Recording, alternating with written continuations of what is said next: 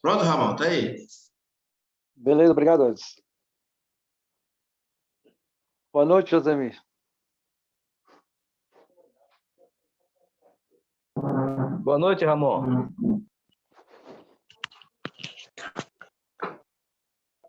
Tá me ouvindo? Tô sim, tá. Dá para ouvir bem aí. Tá bom. Por enquanto parece que só tem eu aí, né? Só temos nós, né? Exatamente. Mas geralmente o pessoal tá entrando um pouco atrasado mesmo. As outras aulas mesmo eu tive... Cheguei um pouco mais tarde aí, não deu para entrar na aula aí, fiquei um dia sem assistir a aula aí, mas hoje cheguei a tempo. Então é porque esse horário ainda o pessoal tem alguns que estão voltando do trabalho também, né? E das minhas quarta-feiras também choca por causa do culto lá da igreja, e tem quarta-feiras que tem ceia, da ceia, aí choca e termina que eu Entendi. não... A Renata entrou aí também. Ok. Então vamos lá então. A gente vai dar uma introdução aqui sobre ferramentas. Outras ferramentas, a gente viu em primeiro momento as ferramentas mais básicas, a gente vai ver outras.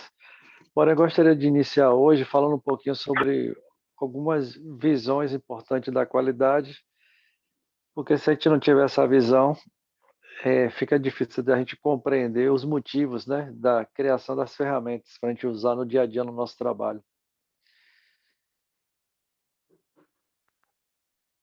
Então, vou compartilhar a tela aqui. Eu preparei aqui uns slides que tem 20 perguntas sobre a área de qualidade aqui. E aí,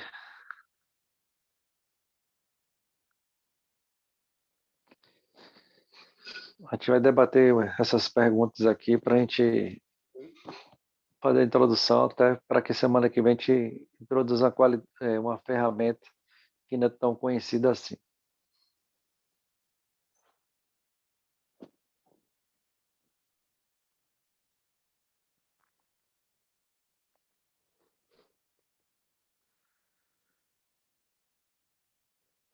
Renata, tá ouvindo bem aí? Tô sim. Boa noite. Boa noite. Então, das 20 perguntas que eu separei aqui, né? A primeira dela fala quais os segredos, né, da industrialização japonesa.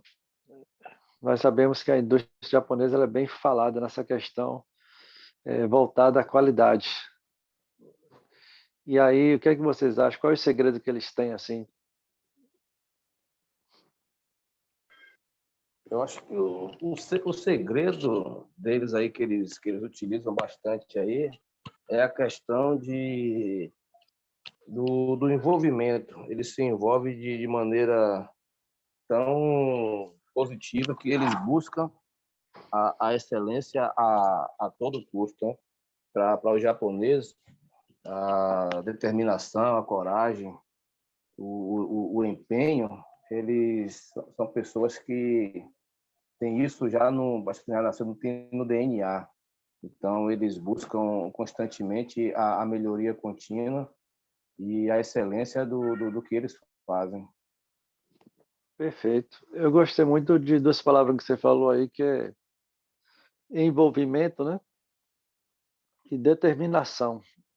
Eles são bastante determinados. Eu acho que o segredo principal é essa determinação que a gente vai associar a um outro fator, né? Aqui diz, né? É uma cultura experiente e milenar que traz na sua cultura nas raízes familiares, acostumados a enfrentar dificuldades, ou seja, é um local que sempre passou por muitas dificuldades e por isso possui, né, resiliência e sagacidade. Vocês já ouviram falar nessa palavra resiliência? Já ouviram falar? Já ouvi falar em resiliência. Uhum. Então, só traduzindo assim para vocês, resiliência é passar por dificuldades, mas depois voltar ao estado natural que nós estávamos antes. Então, eles passam por muita dificuldade, mas ele consegue se reerguer de maneira muito rápida, né? É a questão aí da Segunda Guerra Mundial que ocorreu com eles, e eles passaram por esse momento muito difícil e deram a volta por cima. Exatamente, muito rápido. Foi as bombas em Hiroshima e Nagasaki, né? Receberam apoio de outros países e nem por isso deixaram suas raízes. Ou seja, sua cultura continuou intacta, né? Moderna e sempre pronta à mudança. Então, um dos grandes segredos é isso. Acho que eles têm uma cultura muito forte, a maneira de pensar. E por mais que outros países foram lá para ajudar até na reconstrução, ajudar de algum sentido, eles não mudaram a maneira de pensar. E até hoje isso vai passando, né, de pai para filho, né? Os ensinamentos. Isso faz uma grande diferença. Então, numa entrevista, tem um gestor na área de qualidade chamado Vicente, né, Falcone, que trata sobre as contribuições do japonês à qualidade. Ele comenta sobre a postura japonesa diante de um problema. Então, qual seria esse segredo, né? A gente vai ver aqui. Quando aparece um problema na vida, todos nós temos problemas e dificuldades. E na empresa nem se fala. E aí, o que ele pegou assim de positivo, né, nessa entrevista é o seguinte: são extremamente práticos, ou seja, não é aquelas pessoas que ficam chorando, né, quando o problema aparece, que fica se lamentando quando algo dá errado. Não. Se apareceu, o que tem que se fazer? Resolver, tem que ser prático. E acho que na vida a gente precisa ser assim, né? Ser mais práticos de que ficar apontando os culpados, é, lamentando pelo acontecido, não, a gente tem que resolver a situação. É, teve uma vez que a gente fez um evento assim, a comunidade, alguns amigos, e aí cada um a gente fez uma lista e todo mundo previamente levou algo final de ano, para a gente até fazer um churrasco, alguma coisa mais. E aí todo mundo levou a sua parte. Só que o principal a gente esqueceu, que foi a churrasqueira. Não tinha churrasqueira na casa. E ninguém se preocupou com isso. E aí, o que aconteceu é que muitas pessoas começaram a só reclamar, né? Falar como é que esquece, como é que não coloca, falta de planejamento. E aí teve duas pessoas nesse evento que, ao invés de reclamar, o que eles fizeram? Eles foram lá para ser práticos, eles resolveram. Eles foram lá, conseguiram alguns blocos e fez o churrasco acontecer. Os blocos foi a churrasqueira. Então, na vida vai ser assim, no trabalho. Os problemas vão aparecer, a gente não deve ficar se lamentando, buscando quem são os culpados, porque isso, aquilo vai acontecer. Talvez em outro momento a gente pode até discutir esses assuntos para que a gente não deixe acontecer novamente. Mas no momento que o problema ocorre, a gente precisa resolver. E sim, diante de uma equipe de trabalho, né, para que a solução seja padronizada e levada para todas as escalas da empresa. Então, depois que a gente somos práticos, que isolamos o problema, aí envolve a equipe de trabalho, a gente padroniza e depois passa para todas as pessoas. Foi isso que Falcone percebeu. E a próxima pergunta é: a construção dos fundamentos da qualidade possui algumas estacas essenciais. Quais seriam elas, né? A gente vai ver algumas aqui. Então, para ter uma qualidade implantada dentro de uma empresa, devemos ter uma cultura implantada. E esta depende do treinamento a todos os setores e funcionários. A qualidade não depende essencialmente do sistema da qualidade, e sim de uma ótima gestão. Então, a gente eu coloquei aqui nesses slides até a questão de deixar bem notório aí que está de verde, né? Cultura implantada, né?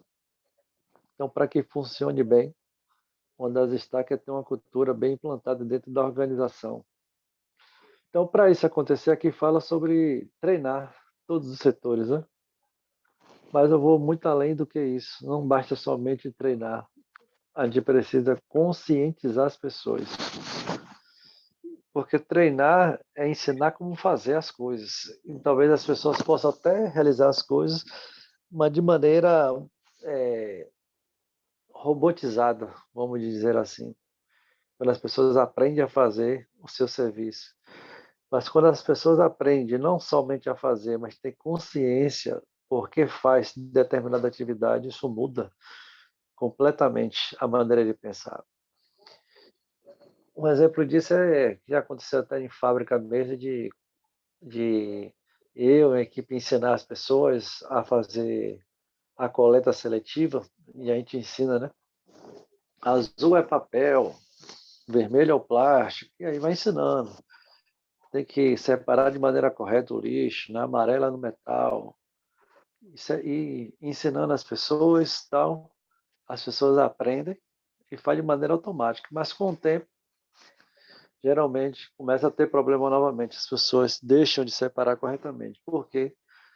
Porque elas foram somente treinadas, elas não foram conscientizadas, ou seja, educadas para ser conscientes do que está fazendo.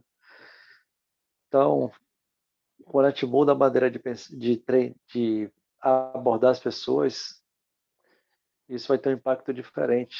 Então, ao invés de falar, né, que azul é papel, vermelho é plástico, por que não ensinar? Por que nós fazemos a reciclagem? Qual a importância de fazer a reciclagem? E aí, quando a gente ensina o porquê nós fazemos, já aconteceu em uma empresa de eu levar as pessoas até a empresa de reciclagem para entender que se misturar o lixo na empresa de reciclagem, a máquina não consegue funcionar se tiver misturado o lixo. Existe um retrabalho muito grande quando chega o lixo misturado e muitas vezes é rejeitado aquele lixo. Então, quando você conscientiza as pessoas porque faz, isso muda toda a visão do trabalho, né, e da atividade.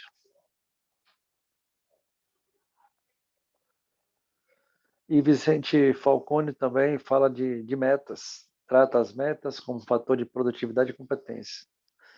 E aí vem uma pergunta, né? Por que ele diz que os empresários erram em tudo quando se trata sobre metas? Então, metas, hoje, de fato, na empresa a gente sempre tem metas, principalmente agora, virada de ano, vai ter as metas que são elaboradas, os planejamentos que foram feitos. E na opinião de vocês, por que vocês acham que as metas muitas vezes são feitas de maneira errada pelos empresários?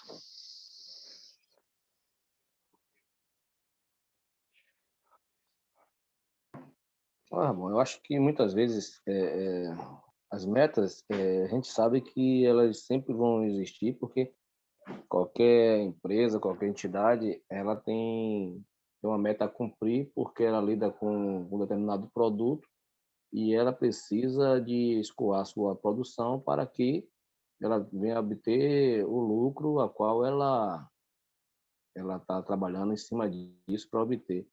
Mas, por outro lado, existe situações que muitas vezes são cobrados metas e muitas vezes não são dadas condições para que aquelas metas possam ser cumpridas. Então, muitas vezes, a gente não depende somente da questão do ser humano. Nós trabalhamos com máquinas, equipamentos que podem ocasionar algum tipo de falha, e muitas das vezes tem situações que não são visto isso. Muitas vezes, quando você não bate uma meta, você fala o motivo e muitas vezes fala que poderia ter sido feita essa meta, mas sendo que houve algo que não deu para que essa meta pudesse ser alcançada. Então, muitas vezes deixa a desejar dessa forma. Quer dizer, eu acredito dessa maneira. Beleza, os imprevistos, né, que possam vir a acontecer no dia a dia. Isso. Uhum. Então, por isso que quando se faz uma meta é importante a gente pensar em algumas coisas. Primeiro, que a meta ela precisa ser específica. Depois, a meta ela precisa ser de maneira mensurável, a gente tem que medir ela de alguma forma. Ela precisa ser uma meta alcançável. A pessoa colocar uma meta quase impossível de cumprir, isso vai trazer desmotivação. A meta ela tem que ser relevante, ou seja, tem que ter um propósito muito grande para se fazer uma meta. E precisa de um tempo também, mas um dos grandes fatores que faz com que muitos empresários errem quando pensam em metas é o seguinte, porque ele diz que as metas são extensões do exercício de liderança. Então, na liderança, as delegações são fatores importantíssimos para alcançar as metas. O que ele quer dizer é o seguinte, que muitas vezes o seu gerente, o seu supervisor, ele coloca uma meta e ele centraliza somente nele a responsabilidade de cumprir aquela meta. Então, é necessário que tenha delegações, você delegar mais, né? Passar a responsabilidade para outras pessoas. As pessoas precisam se sentir dono daquilo, como se aquela atividade ele fosse o dono da área, né? Então, quando as pessoas se sentem dono, se sentem autonomia para fazer o serviço, isso já fica mais fácil de atingir as metas. Então, quando existe uma empresa que centraliza muito tudo em um líder, ou no gerente, ou no supervisor, fica muito mais difícil, até porque as pessoas que estão abaixo, elas muitas vezes não sabem nem quais são as metas da organização, porque é um negócio muito fechado, não é transparente, né, as metas e os objetivos daquele departamento. E porque o sistema da qualidade das maioria das empresas, principalmente da Baiana, são fracos, inconsistentes, né? Faltando profundidade e excelência, que leva à plena satisfação do cliente. Muitas vezes, em muitos sistemas aqui da Bahia, falta um sistema sólido, né, da qualidade. E aí vem, devido às falhas na gestão, primeiramente, da qualidade, que não acata o modelo de gestão japonês, faz um modelo muito mais regional, né, fazendo ocorrer envolvimento de todos com a qualidade e com eles tendo um foco central no cliente, com ações de prevenção e não somente corretivas. Então, tudo começa em questão de gerir, né? E eu tive uma experiência prática relacionada a isso, porque, como eu falei, em aulas anteriores, eu fui treinado pela Bridgestone no Japão, passei 6 meses treinando lá. Então, nós pegamos a cultura de lá, a cultura japonesa, e viemos implementar na cidade de Camaçari, na Bahia, né?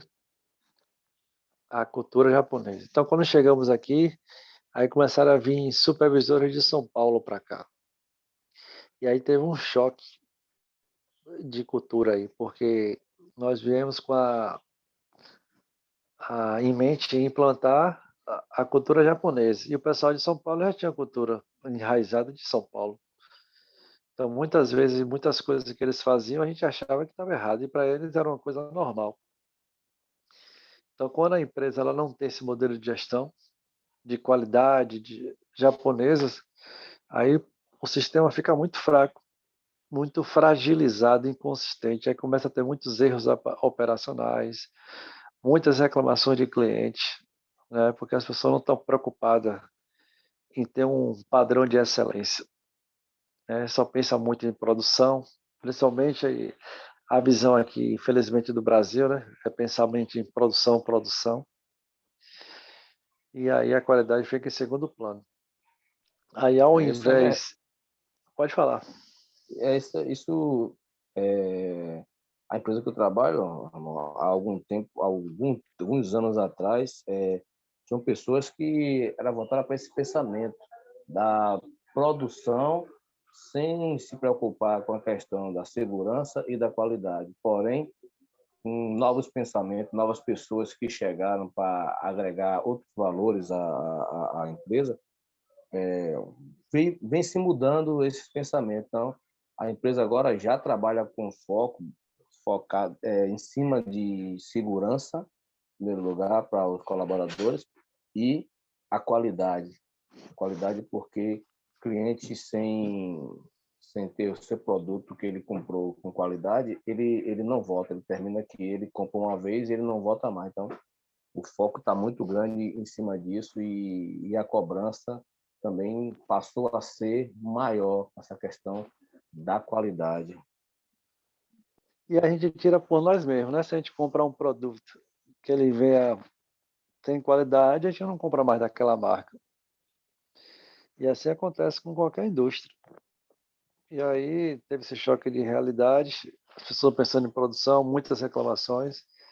Então, quem trabalhava na qualidade não trabalhava fazendo ações de prevenção, eram ações corretivas, eram as reclamações que chegavam e a gente tinha que tratar essas não conformidades para responder ao cliente. Então, essa não é a forma sólida ou de padrão de excelência de um sistema da qualidade. Isso mesmo. E qual é a tendência da qualidade moderna referente à influência da logística, né? Que a qualidade seja preventiva, esse é o foco, né? Trabalhar com qualidade preventiva, agir antes que o problema aconteça, agindo na antecipação das oportunidades de melhoria junto aos fornecedores e clientes, deixando as ações corretivas para o processo. Então, o primeiro pensamento é a ação preventiva. A gente vê a possibilidade que vai acontecer algo, a gente já faz o tratamento antes. E esse tem que ser a visão. Qual é o conceito da qualidade, né? Vamos ver aqui. Então, conjunto de atributos que tornam um bem ou um serviço plenamente adequado ao uso para o qual foi concebido. Então, se eu compro um produto, ele precisa estar 100%, né, para poder utilizar. Se tiver qualquer tipo de avaria, para mim já não é mais qualidade. E como um técnico de qualidade poderá encontrar êxito, né, no mercado de trabalho, esse mercado agora moderno, né? Então, tendo em sua personalidade 80% de postura para implantar a cultura da qualidade com estratégia e 20% de conhecimento das técnicas nas ferramentas da qualidade para saber envolver suas atividades. Então, a gente percebe que o principal é a postura, né? É a questão de sua mente preparada para poder entender que a gente precisa ter uma cultura voltada para a qualidade. É um Isso, envolvimento, né? exatamente. Sabendo envolver as pessoas comprando a ideia, as coisas começam a fluir. E isso não acontece do dia para a noite, né? Isso requer muito esforço para que nós possamos envolver essas pessoas, até as pessoas começarem a ganhar consciência do que tem que ser feito. Porque, como eu falei, às vezes você está na produção ali, as pessoas estão tão focadas em só produzir, ela tem anos fazendo aquilo lá, então você não vai conseguir mudar, né, do dia para a noite. Mas um pouquinho ali e tal, mostrando por A mais B, isso a gente vai ajudando as pessoas a ganhar uma consciência diferente. E saiba as contribuições dos gurus da qualidade, né? Vamos ver algumas. Demme, né? Demme foi o autor do PDCA. Ishikawa foi o criador da mentalidade de 5S nas indústrias. Taguchi foi o criador do termo engenharia da qualidade, uma atividade estratégica de uma empresa. Taishi Ono é o criador do Just in Time e também do Kanban, que modificaram o conceito de logística nas empresas. Então, cada guru tem uma contribuição muito forte e hoje a gente consegue ver esses termos bem utilizados nas indústrias, né? Quem nunca viu falar em PDCA? Quem nunca viu falar em 5S, né? Ou da engenharia voltada para a qualidade, ou do Just in Time, ou do Kanban, para quem trabalha na área de logística. Então, todos esses termos foram contribuições de alguns gurus da qualidade.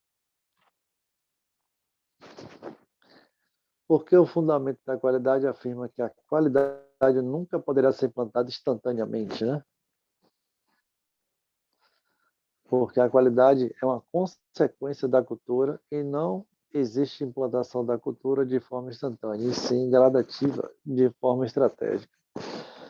Um exemplo muito simples é o seguinte: se eu, de repente, à noite, me levanto e tomo um copo de água na madrugada, e amanhã faço o mesmo hábito, ou mesma ação, né, de tomar um copo de água de madrugada, no terceiro dia, talvez no terceiro ou no quarto dia, se eu fizer isso repetidas vezes, isso já vai criar um hábito, né? Então, mesmo que eu não coloque nem para despertar, naquele mesmo momento eu vou me levantar, porque meu corpo ele já se adaptou, é um hábito. Então, as pessoas ela conseguem ter hábitos bons se praticar de maneira contínua, né? Mas a cultura é um pouco diferente. Cultura é quando você já consegue passar o que você aprendeu. Talvez um exemplo muito simples, né? Para o seu filho ou sua filha, né? Você como pai, como mãe, quando você passa um ensinamento para eles, se eles aprendem como fazer porque você está passando para eles, isso se torna uma cultura. Então, muitas vezes na empresa, se eu sou um gestor, sou um gerente, eu preciso conscientizar meus colaboradores da maneira que a empresa pensa. Então, se a empresa não pensa em qualidade, não tem como ter um sistema bom dentro da indústria. Precisa vir de cima, né? Dos gestores principais. Então, a cultura ela não acontece de maneira instantânea, né? Mas é de maneira gradativa. Cada dia a gente vai aperfeiçoando. Exatamente. E qual a diferença entre produto e serviço? Produtos são coisas muito simples, eles são tangíveis, né? Ou seja, materiais de pronta entrega, e serviços são intangíveis. Por mais que gere um comércio, a empresa nunca terá de pronta entrega, ou seja, tangível eu consigo mensurar, consigo pegar, e o serviço não. Essa é a grande diferença de um para o outro. E entre um produto e serviço, qual deles tem muito mais complicação no contexto da qualidade? O que é que vocês acham?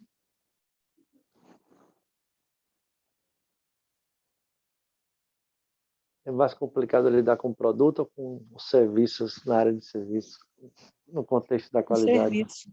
Eu acho que é com serviço. Serviço, não?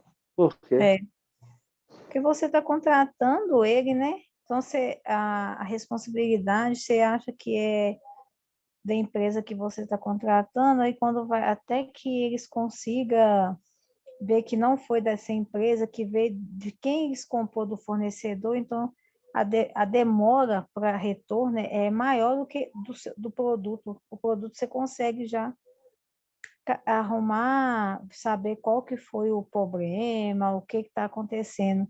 O serviço não, eles vão ter que investigar ainda para te dar esse retorno. Uhum. E como a gente viu ali naqueles conceitos, né? Produto ele é tangível, ou seja, é muito mais simples entender se o produto está bom ou ruim.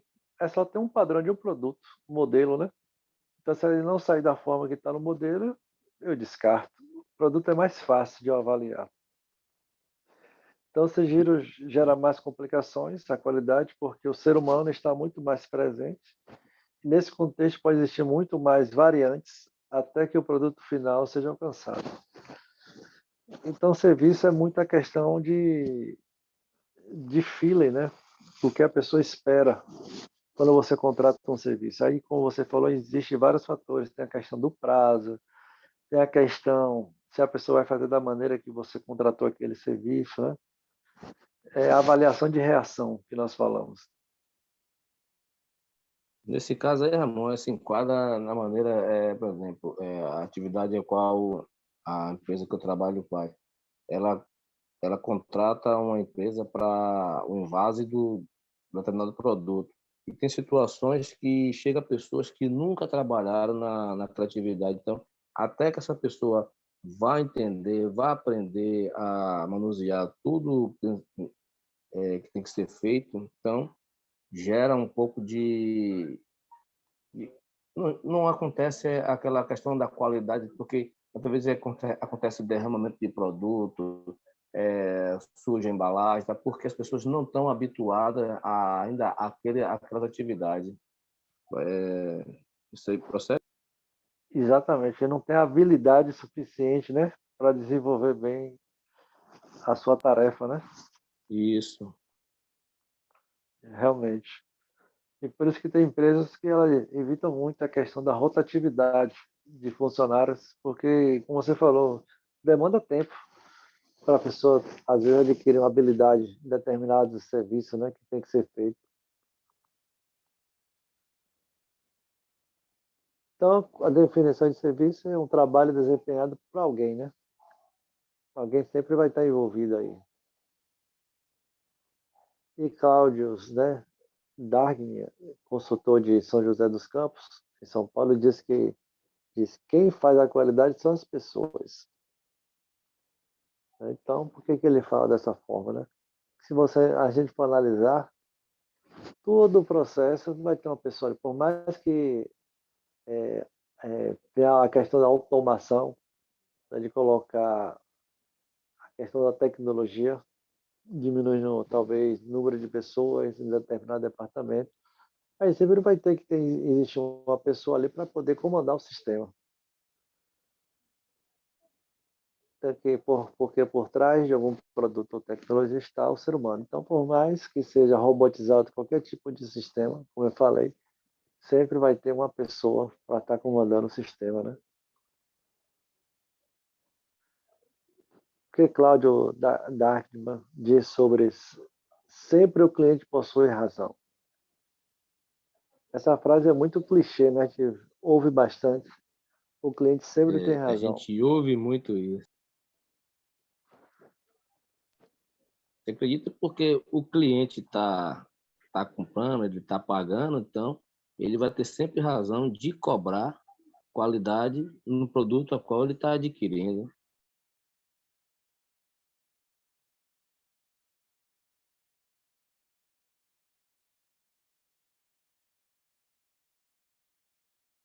Então, todo o esforço é feito justamente para isso.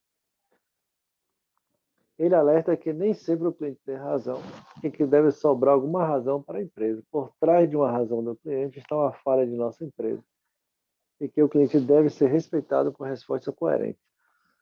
Vou dar um exemplo aqui, que quando ele fala que o cliente talvez nem sempre tem razão. Por exemplo, o cliente uma vez foi reclamar na empresa que eu trabalhava que o produto ele estava muito solidificado, ou seja, ele não estava muito flexível, né, o produto. E a gente achou estranho, porque o produto que a gente fazia não era para ficar de maneira tão sólida assim. Então nós fomos fazer uma visita nessa empresa e quando nós chegamos lá, a gente percebeu que a forma que eles estavam armazenando o produto era de maneira errada. E tinha a descrição na embalagem que a forma de armazenamento. Ele estava colocando amontoado um em cima do outro, né?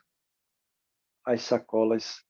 E, consequentemente, o peso ia deixando os produtos ali solidificado, rígido, né? Então, a gente só foi lá e fez a instrução com o cliente, né? Que o produto estava saindo perfeitamente, mas a maneira de armazenagem estava errada e que eles precisavam se adequar à maneira correta de armazenagem. E com isso evitou o problema. Então, muitas vezes, o erro estava no cliente e não saber, não ter lido as instruções corretamente na questão de armazenagem. Eduardo Demme diz que devemos cessar nossa dependência na inspeção. Por que isso, né? Porque depois que encontramos uma não conformidade diante de uma inspeção, somente nos sobra uma ação corretiva e, portanto, o problema está instalado. O que devemos fazer é produzir um processo capaz de identificar, antes da fabricação, os pontos fracos, para assim fazer o processo robusto à prova de erros, né? Interessante. Então, se a gente deixa só para a parte de inspeção, como ele falou, isso acontece que o problema já aconteceu. A gente só está fazendo a ação corretiva, né? Eliminando os problemas da linha de produção. Então, no caso, irmão, eu costumo fazer, antes da saída do produto, eu costumo fazer um perfil de consumo.